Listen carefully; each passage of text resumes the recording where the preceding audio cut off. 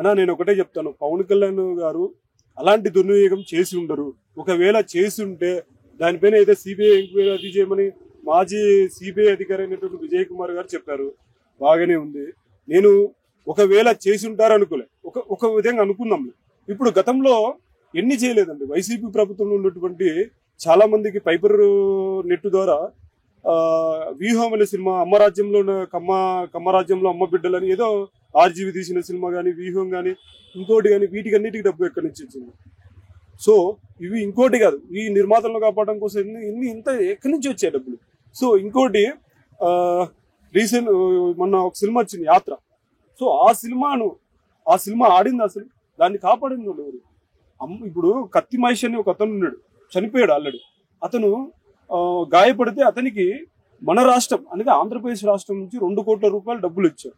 ఎక్కడి నుంచి వచ్చాయి?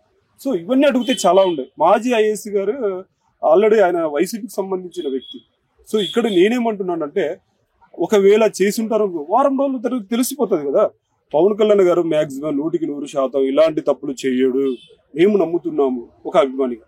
అంటే ఇక్కడ మాజీ ఐఏఎస్ అధికారి గారు గతంలో వైసీపీ నుంచి ఏపీ పొల్యూషన్ కంట్రోల్ బోర్డు లో ఆయన ఒక మెంబర్ గా పనిచేయడం జరిగింది. అయితే గతంలో వైఎస్ఆర్సీపీ పార్టీ కార్యక్రమాల్లోనూ వీటిలో కూడా ఈయన తిరగడం కానీ ప్రెస్ మీట్ లో మాట్లాడడం కూడా జరిగింది. ఇప్పుడు ఆయన వచ్చి పవన్ కళ్యాణ్ గారు అధికార దుర్వినియోగం చేస్తున్నారు, ప్రజాధనాన్ని దుర్వినియోగం చేస్తున్నారని కేసు పెట్టడం అనేది ఎంతవరకు కరెక్ట్? పైగా దాన్ని సిబిఐకి ఇవ్వాలనేది ఎలా అనిపిస్తుంది మీకు? ఇది ఎలా అనిపిస్తుంది అంటే, ఒక పగ అంటే కోపము పగ అన్నిటి ఉంటాయి చూడండి, వాటిని పవన్ కళ్యాణ్ మీద ఉపయోగిస్తున్నారండి. ఇంకోటి ఏంటంటే, గతంలో ఈయన ఆల్రెడీ వైసీపీ తరఫున పనిచేసిన వాడు, ఇంకోటి సిబిఐ మాజీ సిబిఐ అతను. సో ఇతనికి ఏంటంటే, ఇంకా పవన్ కళ్యాణ్ మీద కేసులు పెట్టడానికి ఎలాంటి ఆధారాలు దొరుకుతాయా, ఎలాంటి అవి ఏమంటారు ఏదో ఒక మూల దొరుకుతుందా అని చెప్పేసి వెతుకుతున్న వాళ్ళు. సో వీళ్ళు అందరికీ సరైన గుణపాఠం పవన్ కళ్యాణ్ చెప్తారు. ఇంకోటి ఆల్రెడీ పవన్ కళ్యాణ్ గారి మీద కేసులు అంటే అసలు ఒక అభిమానే కాదండి, ఆంధ్రప్రదేశ్ ఒక మామూలు ఒక ఓటరుగా చెప్తున్నాడు. పవన్ కళ్యాణ్ ఉండేది దానం చేయడమే తప్ప దోచుకుని తినేవాడు కాదు. సో వాళ్ళకైనా సరే, ఇంకొకరికి ఎవరికైనా సరే పవన్ కళ్యాణ్ గురించి, పవన్ కళ్యాణ్ కు సంబంధించి కేసులు అంటే అవి నమ్మడానికి లేదు. ఇప్పుడు ఒకవేళ దానికి సంబంధించిన విచారణ అంతా కూడా వారం రోజుల్లో పూర్తి చేసి రిపోర్ట్ అనేది కోర్టులో సబ్మిట్ చేస్తే పవన్ కళ్యాణ్ గారి మీద కేసు నమోదు చేసి ఆయన్ని విచారణ చేసి అరెస్ట్ చేసే అవకాశం ఉంటదంటారా?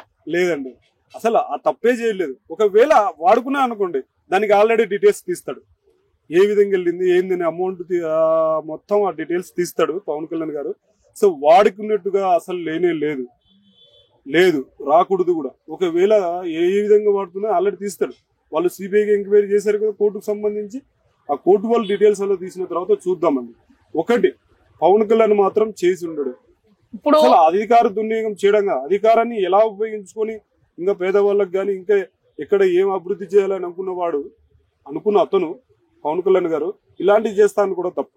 అంటే దేశంలో కానీ మన ఆంధ్రప్రదేశ్ రాష్ట్రంలో కానీ ఎన్నో దారుణాలు జరుగుతున్నాయి, పొలిటికల్ గా కానీ వ్యక్తిగతంగా కానీ ఎలా అయినా కానీ కొన్ని దారుణాలు జరుగుతున్నాయి. అంటే వాటితో పోలితే పవన్ కళ్యాణ్ గారు ఈ అధికార దుర్వినియోగం, ప్రజా దుర్వినియోగం చేశారని చెప్పి ఈ కేసుని ఏకంగా కోర్టులో వేసి అక్కడి నుంచి సిబిఐకి ఇవ్వాలన్నంత పెద్ద కేసు అంటారా? ఇది అంత పెద్ద తప్పు అంటారా?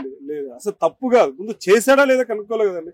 ఇప్పుడు ఒకటి సిబిఐకి ఇచ్చేంత కేసు కాదండి. సిబిఐకి ఇచ్చే కేసులు ఎట్లాంటివి తెలుసా అండి? మర్డర్లు, తర్వాత క్రిమినల్ కేసులు, ఇంకా ఆస్తి పంపకాలు ఉంటాయి. ఆస్తికి సంబంధించిన అక్క గాని, అమ్మ గాని, ఇంకా మామ గాని, ఏదైనా గాని ఆస్తి పంపకాలు పెద్ద వాళ్ళు డీలింగ్స్ ఉంటాయి. ఎవరు కొన్ని కోట్ల రూపాయలు అనేటువంటి అధిపతులు ఉంటారు. సో వాళ్ళకు సంబంధించిన వాళ్ళకు సిబిఐ వాళ్ళు ఎంక్వైరీ చేస్తారు. ఇది మహా అంటే ఎన్ని కోట్లు చేసి ఉంటాడో చూద్దాం. ఒకవేళ చేసి ఉంటాడు అనుకోను, చూద్దాం, నిరూపించేద్దాం. ఎందుకు చేసి ఉంటాడండి? ఆల్రెడీ తన సొంత నిధులతోనే డబ్బులు పెట్టుకున్న పవన్ కళ్యాణ్ గారు అధికారాన్ని దుర్వినియోగం చేశాడంటే మేము నమ్మము. ఇంకొకటి ఫైనల్ గా, ఇది వైసీపీకి సంబంధించిన విజయ్ కుమార్ అనేతను ఆల్రెడీ మాజీ సిబిఐ సంబంధించిన ఒక ఆఫీసర్. ఇతను ఏదో ఒక చిన్న డౌట్ వచ్చి వేశాడు, చూద్దాం. ఆ డౌట్ క్లియర్ గా అసలు కాదు కూడా. ఒక మాటలో పవన్ కళ్యాణ్ గారి మీద పెట్టిన కేసు అనే దాని మీద మీ ఒపీనియన్ ఏంటి? నేను ఒకటే చెప్తాను, అసలు ఆ కేసు చెల్లకూడదు, పోవాలి, కథం వెళ్ళిపోవాలి, అంతే. కేసు అనేది ఉండకూడదు. సో ఒకవేళ వేసాడు, అదేదో ఎంక్వైరీ చేశారనుకో, పొరపాటున గనక పవన్ కళ్యాణ్ ఎలాంటి అధికార దుర్వినియోగం చేయలేదు అంటే ఇప్పుడు వాడి పరిస్థితి ఏంటి? అవతల వీడు కేసు వేసిన వాడి పరిస్థితి ఏంటి? సో ఆ ముఖ చిత్రాన్ని నేను చూడాలని కోరుకుంటున్నాను. Right.